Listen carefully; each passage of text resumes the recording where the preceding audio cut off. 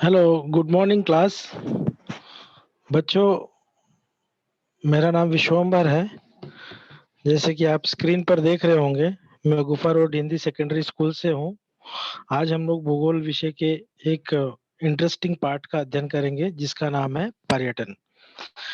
तो बच्चों, पर्यटन के बारे में मैं आपको पहले संक्षेप में एक जानकारी दे दूं। पर्यटन किसे कहते हैं, पर्यटन क्या होता है और पर्यटन किन किन उद्देश्यों से किया जाता है और भारत में पर्यटन के प्रमुख प्रमुख केंद्र क्या है, इन सभी मुद्दों पर हम लोग आज चर्चा करेंगे। तो बच्चों, भूगोल के पाठ्यक्रम में मैं आपको पर्यटन नाम का टॉपिक दिया गया है सिलेबस के अंदर। इसलिए दिया गया है क्योंकि पर्यटन धीरे धीरे अब प्रचलित हो रहा है। आज से कई सालों पहले आपको पता होगा कि भारतवर्ष में 1449 के समय ही वास्को द गामा भारत में एंट्री किए थे उन्होंने। फिर कोलंबस ने भी यात्रा की थी। कई सालों पहले से लोग यात्रा किए जा रहे हैं। यात्रा करने के बाद क्या होता है आपको पता है, यात्रा करने के बाद लोग आते हैं, एक दूसरे की संस्कृति का आदान प्रदान होता है, व्यवहार होता है, व्यापार होता है और बहुत सारी चीजों का विकास होता है। स्पेशली इकोनॉमिकली बूस्ट होती है कंट्री।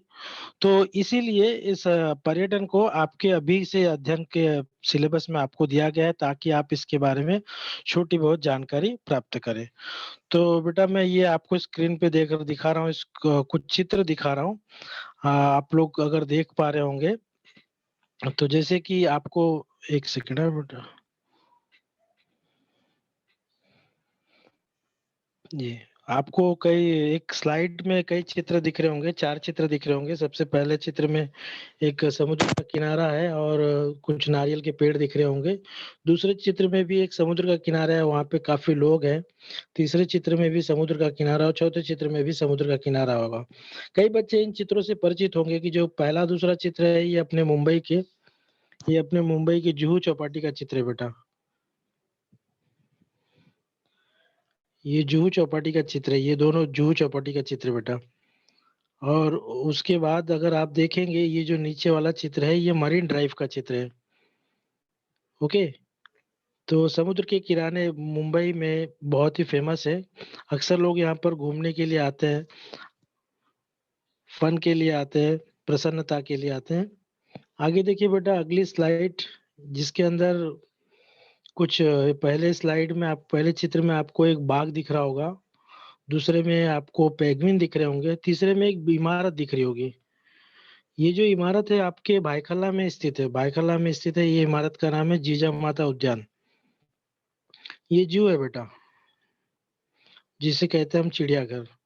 तो ये आप कई बच्चे यहाँ पर गए होंगे, बहुत बच्चे अभी नहीं गए होंगे, तो वहां पे जाके आप लोग आइए जाके। ये चिड़ियाघर है जिसे हम कहते हैं चिड़ियाघर जू। ये भायखला में स्थित है बेटा। और अभी हाल ही में जो हमारे महाराष्ट्र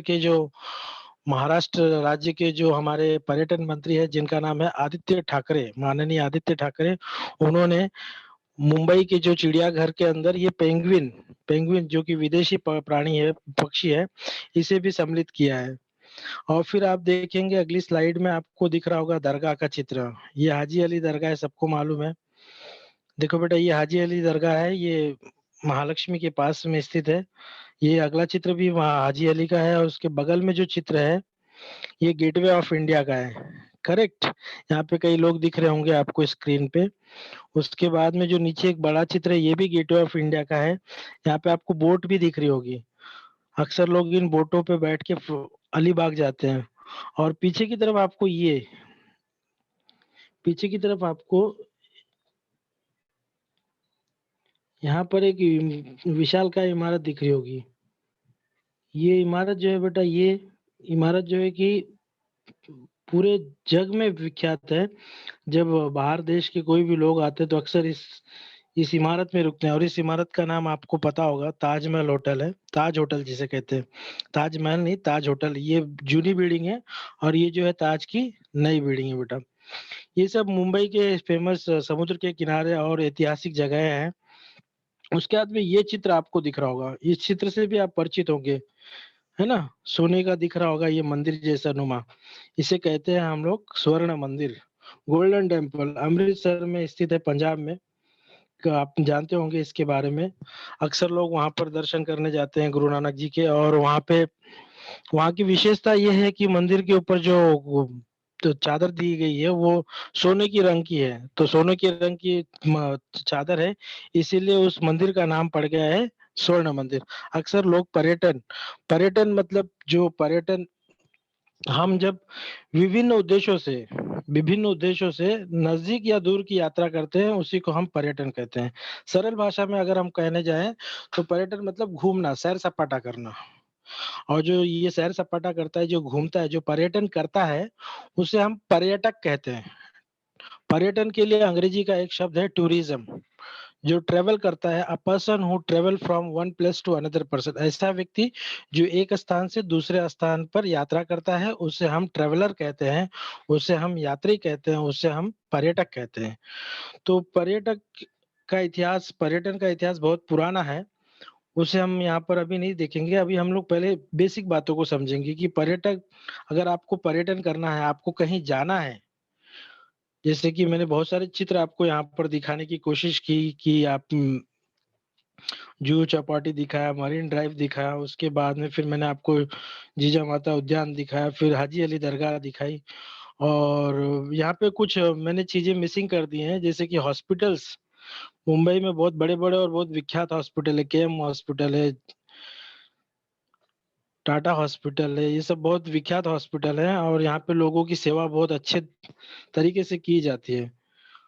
और देश विदेश के लोग यहाँ पर आते हैं सेवा लेने के लिए। तो जो पर्यटन होता है ना बेटा, एक तो प्राकृतिक सुंदरता के नजरिए से होता है, एक तो धार्मिक नजरिए से होता है कि भाई हमें भगवान का दर्शन करना है। तो लोग, आपने सुना होगा केदारनाथ, बद्रीनाथ, वैष्णो देवी माता, शिरडी साईं बाबा चले जाते हैं, अजमेर शरीफ जाते हैं लोग। उसी तरह ये जब लोगों का स्वास्थ्य संबंधित अगर दिक्कत आती है, तो लोग भी जो अलग-अलग हॉस्पिटल्स में जाते हैं, तो अलग-अलग शहरों के हॉस्पिटल्स में जाते हैं। ये भी एक तरह का स्वास्थ्य पर्यटक का एक प्रकार है। उसको हम लोग बाद में डिस्कस करेंगे। अभी हम लोग ना बेटा पहले ये देखते हैं कि अगर आपको कहीं जाना है, पर्यटन करना है, तो एक पर्यटन करने के लिए एक पर्यटक को क्या-क्या चीज़ों का साथ में लेना ज़रूरी होता है। अभी एक चित्र में आपको दिख रहा होगा, एक लड़का है, लड़के के पास में कई सारी वस्तुएँ हैं, जैसे कि बैग है, कपड़े हैं, कुछ गॉगल है, टोपी है, फिर बाद में दूरबीन है और कैमरा है, मैप है, और साथ में एक नोटबुक है और शायद डायरी जैसी, और पेन है, वाटर बैग है, और दिशा सूचक यंत्र भी है बेटा, अगर आप ध्यान देंगे तो बीच में टोपी के बगल में। ये सारी चीज़ें अक्सर बहुत ज़रूरी होती है। 1-2 चीज़ें इसके अंदर मिसिंग है, जैसे कि दवाइयाँ। पर्यटन जब भी आप करते हो, आपको पता होगा जब भी आप गाँव देश जाते हो, दूर यात्रा करते हो, तो आप इन सब चीज़ों का, तो पानी का बॉटल है और कपड़े हैं, बैग है। स्पेशली आपको कुछ अगर अटेंशन करनी है, कुछ बातों पर ध्यान ज़्यादा देनी है, तो आप नोटबुक और पेन भी रखते हो। आजकल तो मोबाइल का ज़माना आ गया, लोग कैमरा लेके रखते हैं, और इसमें मैप दिखाया गया है। आजकल आपको पता है, आप लोग यूज़ करते होंगे Google map. Google map GPS system से जो चलता है आपके मोबाइल में, आप कहीं भी खड़े हैं, आप उसे ऑन कीजिए, वो तुरंत आपकी लोकेशन कनेक्ट करेगा। फिर आपको कहाँ जाना है, आप उसमें टाइप कर दीजिए, तो आपको रास्ता बता देगा, by road, by train, by car और बाय एयर। तो ये जीपीएस सिस्टम है, आज की तकनीक का बहुत बड़ा फ़ायदा है। पहले ये फ़ायदा हमें नहीं था, तो लोग अक्सर मैप लेके निकला करते थे, नक्शा। आपने देखा होगा कई सैलानी को, जो विदेशी सैलानी जो बाहर देश से हमारे देश में घूमने आते हैं, अक्सर उनकी पीठ पे एक बड़ा-सा बैग होगा और गले में कैमरा रहता है, और जिसे हम हैंडी कैम कहते हैं। आजकल तो कैमरे के भी रूप अलग-अलग हो गए। डीएसएलआर आ गया, क्या-क्या आ गया है, और उसके उनके हाथों में आपने देखा होगा मैप रहता है। जो भी लोग कहीं घूमने आते हैं ना, तो वो उस जगह का बुक ले लेते हैं कि वहाँ पे पर्यटक को संबंधित किताबें आती हैं, वो ले लेते हैं, और उसी किताबों के अंदर ना उस शहर का, उस राज्य का एक नक्शा दिया रहता है। आजकल बहुत कम लोगों के हाथ में आप देखे होंगे, क्योंकि अभी ये तो मोबाइल में ऑलरेडी गूगल मैप अवेलेबल है। लेकिन पहले हम लोग जब देखते थे, हम लोग जब आपकी उम्र में हुआ करते थे और लोगों को, सैलानियों को देखते थे, तो सैलानी अक्सर ये सारी चीज़ों को लेके चला करते थे। तो बेटा इसमें लिखा है कि आप जिस स्थान पे रहते हैं उस स्थान से आपके पसंद वाले पर्यटक स्थलों के जाने के लिए शहर निकाली जाती है। वहां जाने का मार्ग स्थल संकेत का उपयोग करके खोजिए। शहर का मार्ग निश्चित कीजिए। शहर को लगने वाला समय, सामग्री, परिवहन साधन, मार्ग की उपलब्धता आदि घटकों का विचार कीजिए, है ना? और इसके अलावा ही शहर के लिए प्रत्येक को आने का खर्च का विवरण तैयार कीजिए। आप अपनी कक्षा में एक एक एक्टिविटी कर सकते हैं कि भाई चलो हम सभी को नेहरू साइंस सेंटर जाना है। नेहरू साइंस सेंटर ज्यादा लंबा नहीं है, मुंबई में ही स्थित है। कई बच्चे गए होंगे, कई बच्चे नहीं गए होंगे, तो प्लीज आई रिक्वेस्ट कि आप लोग वहां जाके एक बार अपना सैर करके आइए, पर्यटन करके आइए।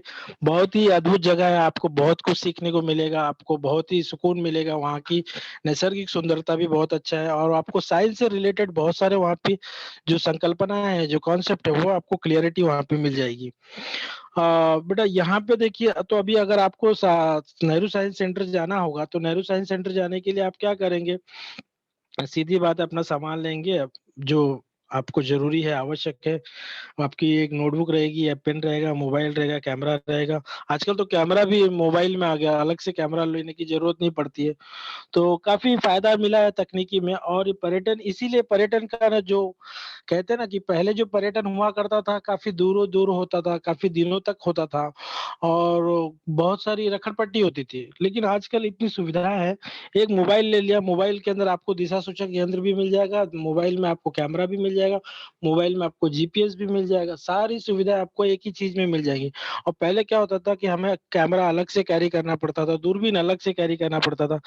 आजकल सब एक ही चीज में अवेलेबल है। तो जैसे जैसे तकनीकियां बढ़ रही हैं, वैसे वैसे पर्यटन के क्षेत्र में ना और भी बहुत सारी फैसिलिटीज बढ़ रही है, इसका ग्रोथ ज्यादा हो रहा है।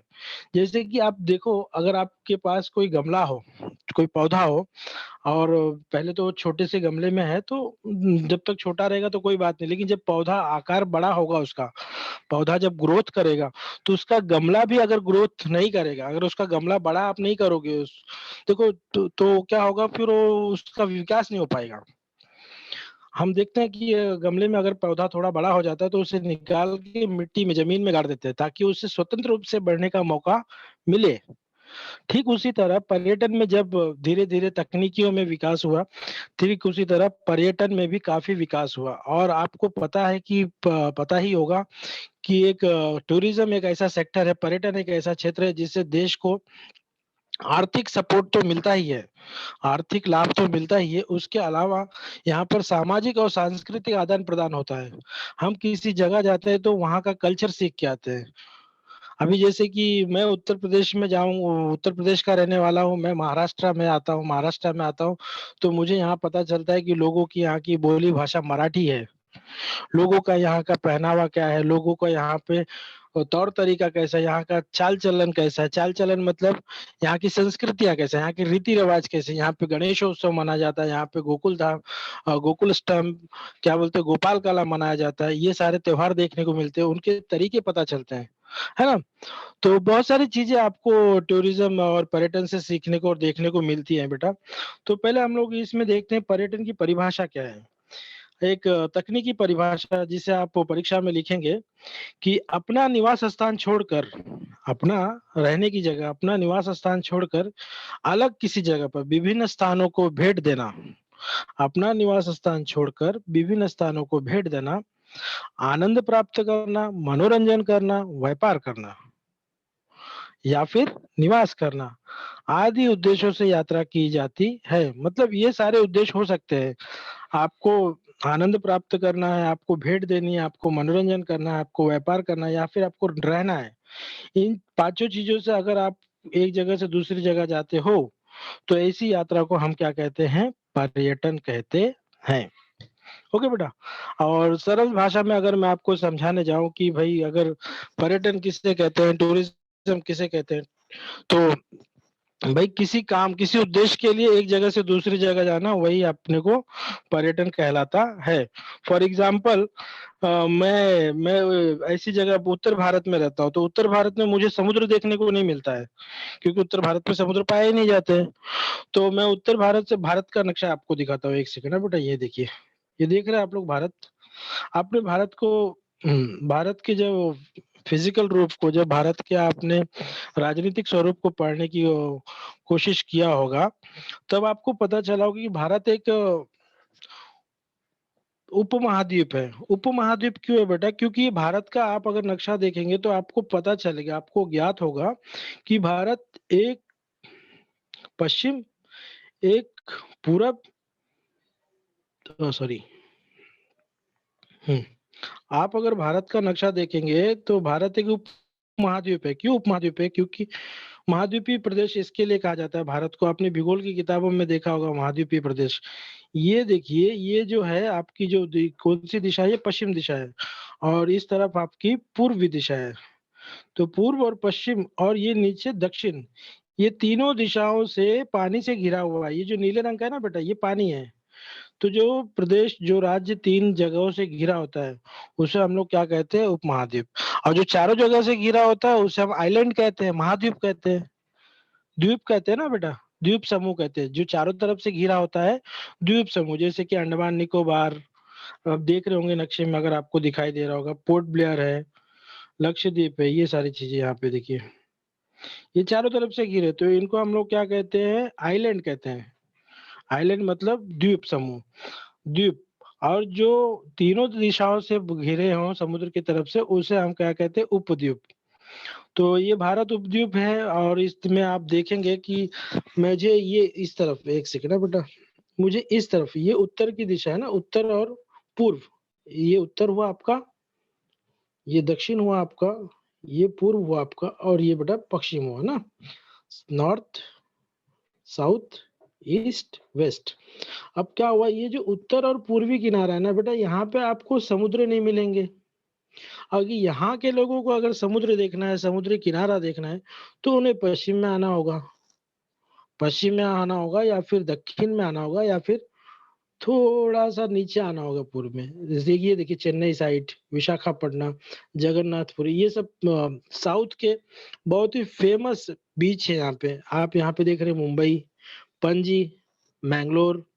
जब आपको समुद्र का किनारा देखना होगा तो फिर आप सीधी बात है, आप पश्चिम दिशा में आओगे। अगर मुझे जुहू चौपाटी देखनी है, मरीन ड्राइव देखनी है, तो फिर मैं क्या आऊंगा? मुंबई की तरफ आऊंगा। और बेटा अभी जैसे कि अगर मुझे कोई ऐतिहासिक स्थल देखना है, जैसे कि मुझे को बहुत से ऐतिहासिक स्थल तो अलग अलग जगहों पर स्थित है। जैसे कि हमारे मुंबई में आप देखेंगे गेटवे ऑफ इंडिया है, दिल्ली में इंडिया गेट है, लाल किला है, ताजमहल है। ये सारी चीजें ना जो बहुत मुगल साम्राज्य में, या फिर हम कहते हैं अंग्रेजों के काल में जो चीजें बनी है ना, उन्हें हम ऐतिहासिक स्थल कहते हैं। तो ऐतिहासिक स्थल देखने के लिए भी यात्रा की जाती है। फिर तीसरा कारण है ठंडी हवाओं के स्थल। अक्सर गर्मियों में लोगों, आपने सुना होगा कि गर्मियां जहाँ ज्यादा बढ़ जाती है तो लोग अपनी जगह में परिवर्तन करते हैं। जैसे पक्षी होते हैं ना बेटा, पक्षियों को नेचर ने ऐसा किया है कि जब उन्हें ऋतुओं की बदलती है तो वो अपना प्रदेश या देश छोड़ के दूसरे देश या प्रदेश में चले जाते हैं। तो उसी तरह का थोड़ा बहुत नेचर इंसानों में भी पाया जाता है। जब ऋतुएं थोड़ी बदलती है, या फिर मौसम का आनंद लेने के लिए, छुट्टियां बिताने के लिए अक्सर लोग शिमला चले जाते होंगे, आपने सुना होगा, ऊटी चले जाते होंगे, कुल्लू मनाली चले जाते हैं, माथेरान चले जाते हैं, महाबलेश्वर चले जाते हैं, इत्यादि जगहों पर चले जाते हैं। और चौथा और आखिरी कारण क्या है बेटा? धार्मिक स्थल। धार्मिक दर्शन करने के लिए भी हम लोग अक्सर पर्यटन करते हैं। फॉर एग्जाम्पल आपको पता है कि भाई, जैसे मैंने चित्र दिखाया कि अगर आपको स्वर्ण मंदिर देखना है गुरु नानक का, तो आपको पंजाब अमृतसर में जाना पड़ेगा। और अगर आपको अजमेर शरीफ जाना है तो आपको गुजरात की यात्रा करनी पड़ेगी, है ना? आपको काशी जाना है तो आपको यूपी में जाना पड़ेगा। तो ये अलग अलग, मतलब अलग अलग उद्देश्यों से हम लोग जो यात्रा करते हैं, उसे ही हम क्या कहते हैं? पर्यटन। क्लियर है बेटा? पर्यटन की परिभाषा सरल शब्दों में अगर कहा जाए कि विभिन्न उद्देश्यों से हम नजदीक या दूर की जो यात्रा करते हैं, उसे ही हम क्या कहते हैं? पर्यटन। अब पर्यटन, ये जो आकृति दिखाई है, ये इस आकृति में आपको देख रहा होगा, हेलो, इस आकृति में आपको दिखाई दे रहा होगा कि, एक सेकंड, हेलो, हाँ, इस आकृति में आप देख रहे होंगे भारत के नक्शे की आकृति में अलग-अलग जगहों के नाम बताए गए हैं। अभी जैसे कि लेह बताया गया है, श्रीनगर लेह जो लद्दाख में है, श्रीनगर, जम्मू कश्मीर, जम्मू तवी, शिमला, वसूरी, नैनीताल वगैरह-वगैरह ये सारी जगहों के नाम दिए भारत में। ये सारी ये जगह हैं जहाँ पर लोग अक्सर पर्यटन करने आते हैं। आपको पता होगा कि आपने सुना होगा, आपने देखा होगा मूवीज़ में, पिक्चरों में झील में आप लोग अक्सर वो झील में बोट होती है, बोटिंग करते हैं, वो उसके लिए श्रीनगर जाते हैं। और आपने सुना होगा गर्म पानी के झरने देखने के लिए उनको सिक्किम या उत्तराखंड जाने पड़ते होंगे। और बहुत सारी जैसे राजाओं के ज़माने की राजपूत राजाओं के और ये सब राजाओं के समय के जो बड़े निर्मित किए गए जो महल हैं, वो सब देखने के लिए लोग अक्सर राजस्थान जाते हैं, जैसलमेर, भरतपुर, अजमेर शरीफ, जोधपुर यहाँ पर जाते हैं। लोगों को अगर ऐतिहासिक धरातल जैसे कि लाल किला देखना हो, जामा मस्जिद देखनी हो, कुतुब मीनार देखना हो, तो लोग अक्सर देखेंगे आप सेंटर में दिल्ली में जाते हैं। मथुरा आगरा आप धार्मिक स्थल के नाम से प्रचलित है। इलाहाबाद, वाराणसी ये जो है ये धार्मिक स्थल जैसे कि हम लोग कुंभ कुंभ का मेला नहीं होता है, कुंभ कुंभ का स्नान यहाँ पे किए करते हैं हम लोग। ये सारी जगहों के अलग-अलग जगहों के यहाँ पर नाम दिए गए हैं। ये सेवन सिस्टर जिसे हम कहते हैं कि आपने जो भूगोल में पढ़ा होगा अरुणाचल प्रदेश जो पूर्वी पूर्वी 7 प्रदेश है उनको सेवन सिस्टर स्टेट कहा जाता है। इनमें भी अक्सर लोग जो पहाड़ी क्षेत्र होते हैं उससे संबंधित जो पर्यटन वो पाया जाता है। फिर बाद में तिरुपति, चेन्नई ये सब यहाँ पे मंदिर है बहुत बड़ा बालाजी का वो, ऐसी बहुत सारी चीज़ें हैं यहाँ पर मैं अभी सब बता नहीं पाऊँगा। आगे देखते हैं बेटा, तो ये सारी चीज़ें हैं और ये यहाँ पर ना देश के लोग ही नहीं, विदेश के लोग भी आते हैं यात्रा करने, पर्यटन करने। क्यों पर्यटन करने आते हैं विदेश के लोग? तो विदेश के लोग पर्यटन करने आते हैं और यहाँ पे जैसे कि अभी वो सारनाथ आ गए, तो गौतम बुद्धा ने वहाँ पे कैसे अपने अंदर ज्ञान निर्मित किया था, तो सारनाथ में जाके वो रहते हैं, वहाँ के जो अभिलेख हैं, वहाँ के वो जो कहते हैं ना जो पुरातत्व विभाग ने जो जो सूत्र वहाँ पर जमा किए हैं, जिसके ऊपर उन्होंने गौतम बुद्ध के बारे में बताया है, तो उसकी स्टडी की जाती है। जैन धर्म के बारे में, जैन संप्रदाय के बारे में स्टडी की जाती है। तो विदेश के भी बच्चे आते हैं, ऐसा नहीं कि भारत के लोग ही यहाँ पे जाते हैं, विदेश के विद्यार्थी भी आते हैं, नवयुवक लोग भी आते हैं घूमने के लिए। और कभी-कभी आपको पता होगा कि फॉरेन कंट्रीज़ में क्या होता है, इलाज बहुत महँगा होता है। तो अक्सर लोग जो यूरोपियन कंट्री को छोड़ के अपने एशियन कंट्री में आते हैं। क्योंकि यहाँ पर इलाज सस्ते में उपलब्ध होता है।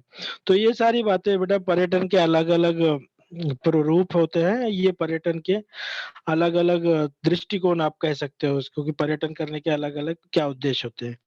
ओके बेटा, तो अब आगे चलते हैं हम लोग पर्यटन के प्रकार। तो मैं आपको पहले ये बता दूँ कि पर्यटन के 2 प्रकार होते हैं। एक स्वदेश स्वदेश पर्यटन और दूसरा होता है विदेश पर्यटन। स्वदेश मतलब आप समझ गए होंगे अपने देश में। जो अपने देश की सीमाओं में पर्यटन किया जाता है उसे हम स्वदेश पर्यटन कहते हैं। जैसे कि आप महाराष्ट्र में घूमने जाते हो, आप तमिलनाडु में घूमने जाते हो, आप कन्याकुमारी में जाते हो। तो ये तो अपने भारत की देश की सीमा में रह के आप कर रहे हो ना, इसके लिए हम लोग इसे क्या कहते हैं स्वदेशी पर्यटन। ओके। और विदेशी पर्यटन सीधी बात है जो अपने देश की सीमा को लांघ कर जाते हैं, जो अपने देश की सीमाओं को लांघ कर दूसरे देश में जाते हैं। फॉर एग्ज़ाम्पल जैसे कि मैंने मन बनाया मुझे कंगारू देखना है, तो कंगारू देखने के लिए मुझे क्या करना होगा? ऑस्ट्रेलिया जाना होगा, तो ऑस्ट्रेलिया जाने के लिए भारत छोड़ना होगा।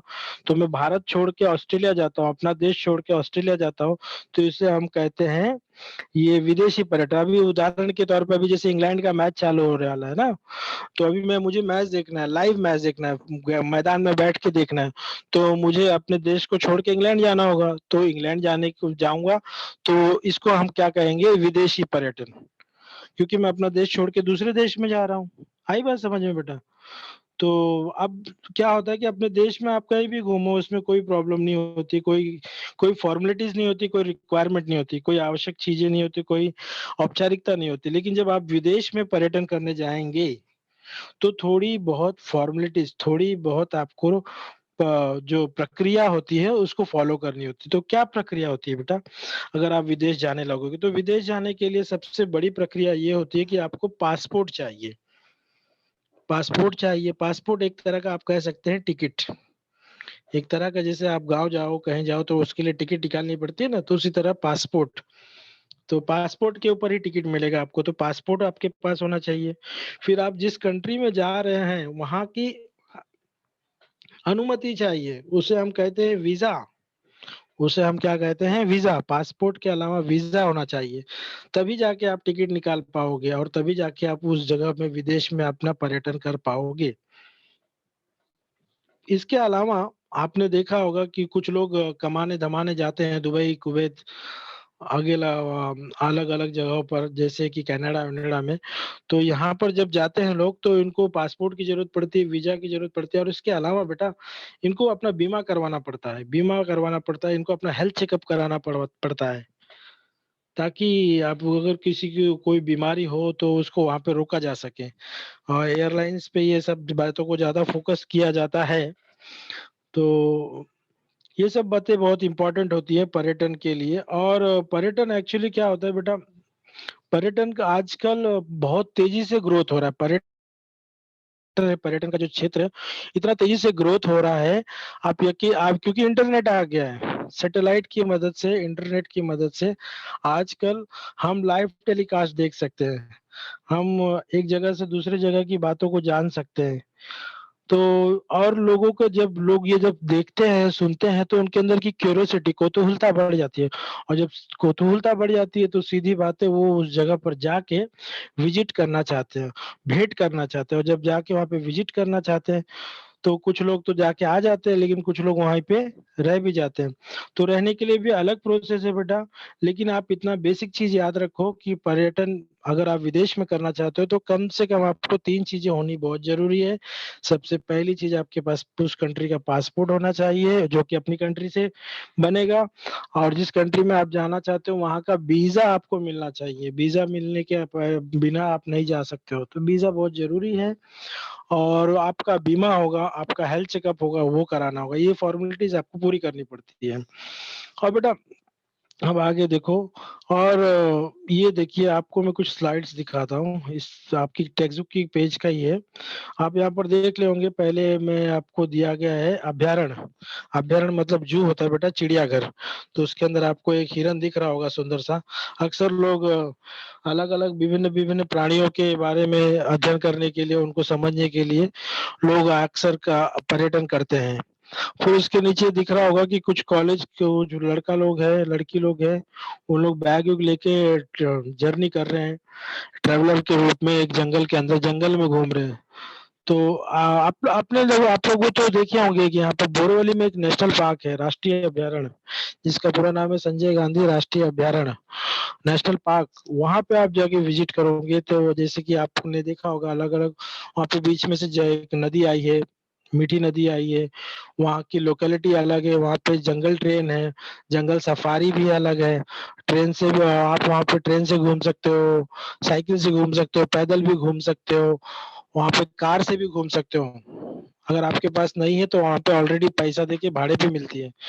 आप वहाँ पे अजंता और वेलोरा की गुफाएं हैं, आप वहाँ पे जाके प्राचीन मूर्तियों का दर्शन कर सकते हो। वहाँ पे कई ग्रामीण इलाके भी हैं बेटा, जो जंगलों में आसपास में जो लोग, वहाँ के लोग जो नेटिव लोग रहते हैं, जो निवासी होते हैं, मूल निवासी वहाँ के जो लोग हैं, उन्हें भी आप जाके मिल सकते हो, वहाँ के कल्चर को समझ सकते हो, उनके घर को।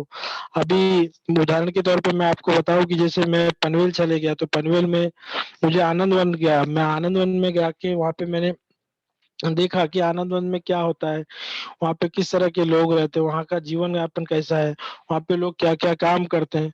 तो जब आप कहीं जाते हो, जब आप कहीं पर्यटन करते हो, तो वहाँ पर उस जगह की आपकी सामाजिक स्थिति, उस जगह की आपको सांस्कृतिक स्थिति, ये सब की जानकारी हो जाती है।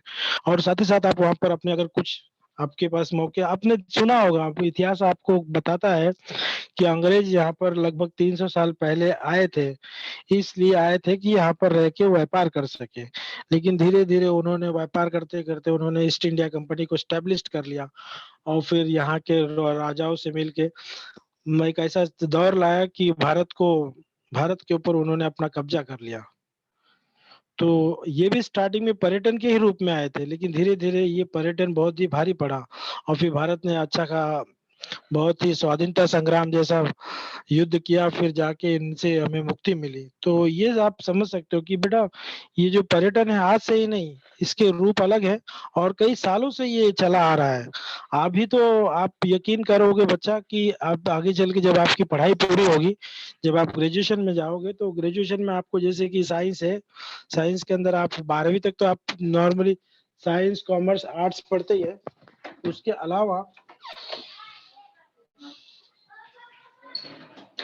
उसके अलावा आपको ये एमबीए की स्टडी एक होती है बेटा। ये जो एमबीए की स्टडी होती है इसके अंदर अलग अलग टॉपिक लिया जाता है, जैसे हॉस्पिटलिटी लिया होता है, उसी तरह एक पर्यटन भी एक टॉपिक है बेटा। तो इसीलिए पर्यटन आपके सिलेबस में दिया गया ताकि आप इसकी बेसिक जानकारी को ग्रहण करें और इस टॉपिक को समझें। तो यहाँ पे मैं अपना लेक्चर स्टॉप करता हूँ और अभी जो अब तक हम लोगों ने पढ़ा बेटा, तो मैं जरा उसको एक ओवरऑल व्यू दिखा देता हूँ आपको। आज हम लोगों ने जो देखा टॉपिक का नाम है पर्यटन, जिसके लिए अंग्रेजी शब्द है टूरिज्म, TOU। एक सेकेंड है बेटा, मैं व्हाइट बोर्ड लगा।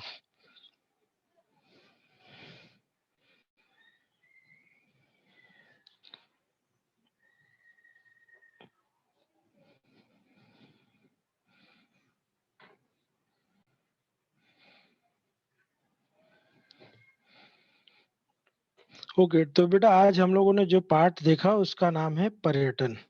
पर्यटन के लिए अंग्रेजी शब्द है टूरिज्म। टूरिज्म मतलब ट्रेवल करना वाला, टूर मतलब ट्रेवल करना, एक जगह से दूसरी जगह पे जाना, और टूरिज्म मतलब ये जो करता है टूरिज्म, उसको हम क्या कहते हैं, पर्यटक। तो पर्यटन करने वाला क्या बन जाता है, अपना पर्यटक, बराबर बेटा। और ये पर्यटक जो है कि अलग अलग दृश्य उद्देश्यों से किया जा सकता है। ये अपने देश में भी किया जा सकता है, देश के बाहर भी किया जा सकता है। तो पर्यटन की हमने परिभाषा देखी कि अपना निवास स्थान छोड़कर जब विभिन्न उद्देश्यों के भी, एक मिनट में आपको दिखाता हूँ, शेयर करता हूँ।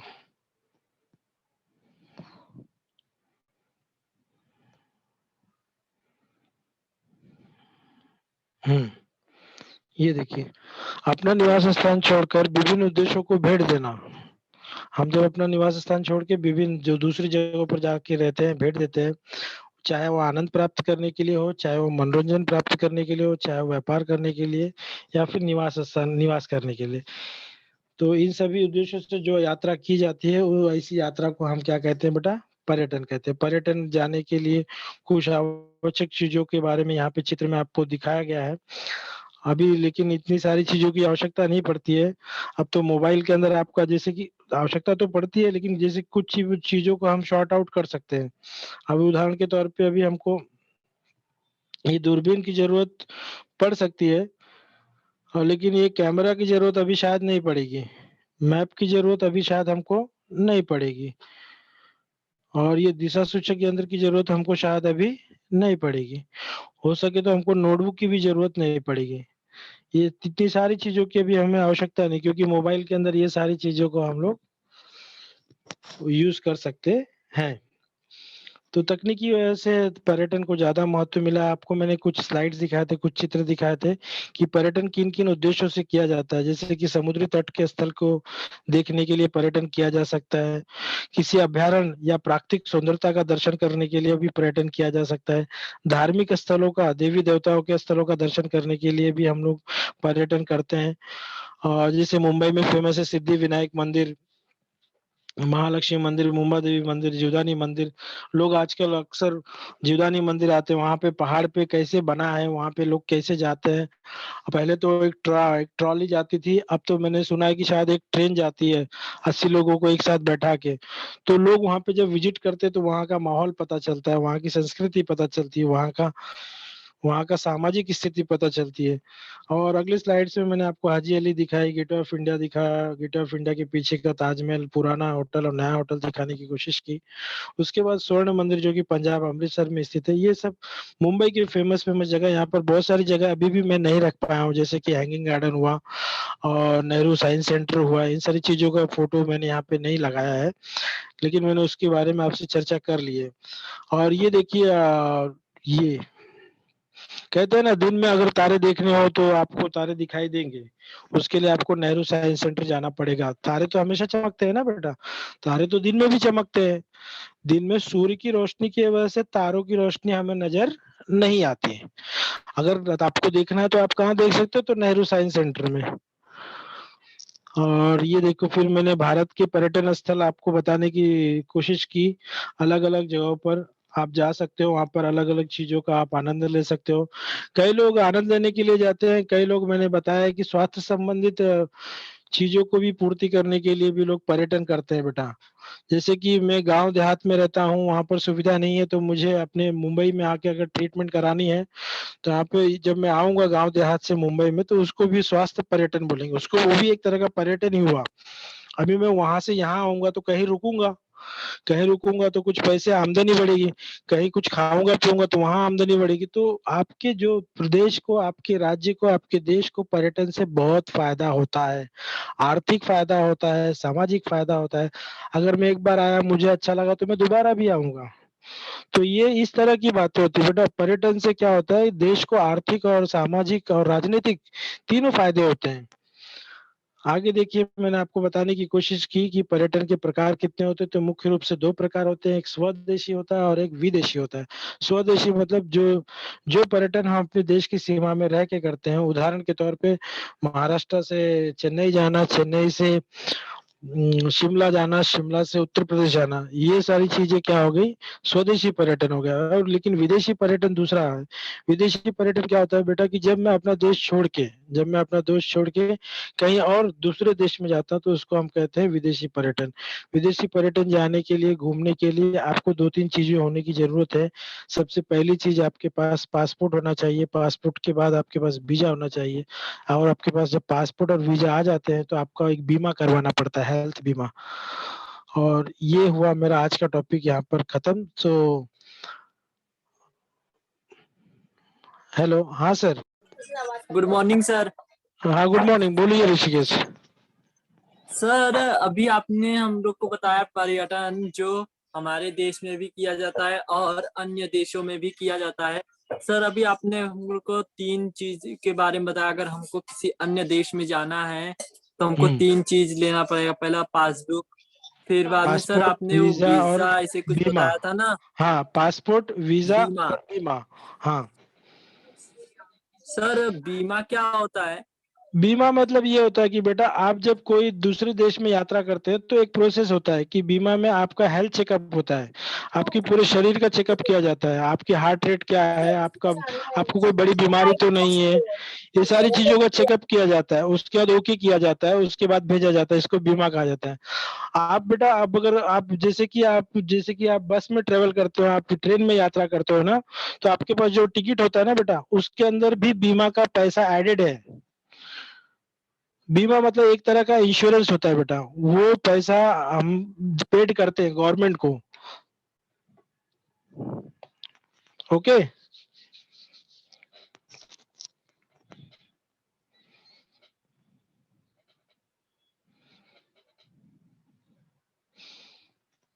हेलो, और पूछिए बेटा, और किसी को कोई पर्यटन से संबंधित कोई सवाल है?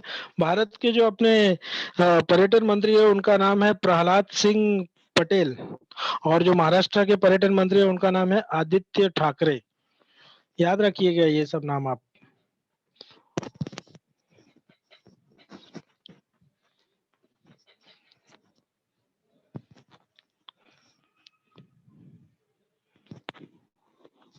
हेलो, पूछिए बेटा, किसी को कोई डाउट है क्या पर्यटन, या फिर पर्यटन की परिभाषा, या पर्यटन के उद्देश्य, या पर्यटन के प्रकार से संबंधित? तो अपने आप सवाल पूछिए, मैं आपका जवाब दे दूं। हाँ, पूछिए आलोक। सर आप बोले बालाजी किधर है? बालाजी हाँ, बालाजी का मंदिर, वेरी गुड। बालाजी का मंदिर साउथ में है। सर कौन सी जगह? एक सेकंड है बेटा, मैं आपको मानचित्र दिखा देता हूँ।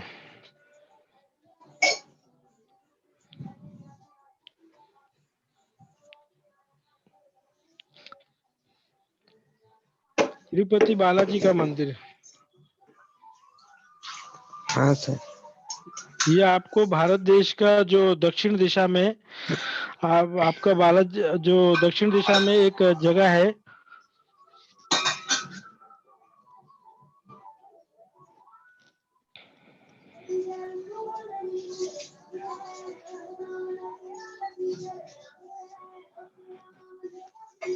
हेलो। हाँ सर। हाँ, ये बालाजी जो मंदिर है दक्षिण में है, जिसका कौन से राज्य में, ये जो आंध्र प्रदेश में बेटा, एपी, अच्छा सर। एपी के चित्तूर जिले में पाया जाता है। यह समुद्रफुट, ये जो कि तिरुपति वेंकटेश का मंदिर है, भगवान वेंकटेश का मंदिर है, और ये एपी आंध्र प्रदेश में पाया जाता है बेटा, और बहुत प्राचीन मंदिर है। आप इस मंदिर की विशेषता जानते होंगे, यहाँ पे वेंकटेश मतलब विष्णु जी का नाम है, और इस मंदिर में दर्शन करने के पहले लोग अपने बाल मुड़वाते हैं, सिर मुड़वाते हैं। ओके सर हाँ, सर अभी आपने किसी एक जगह का नाम बताया था, नेहरू साइंस सेंटर, ऐसे नेहरू कुछ साइंस मतलब वो सेंटर, ये महालक्ष्मी में है बेटा। महालक्ष्मी। यस बेटा, आप वहाँ पे जाइए, विजिट कीजिए, बहुत ही अद्भुत है जगह है। Okay sir. और बेटा किसी को कोई सवाल हो तो पूछिए आप लोग।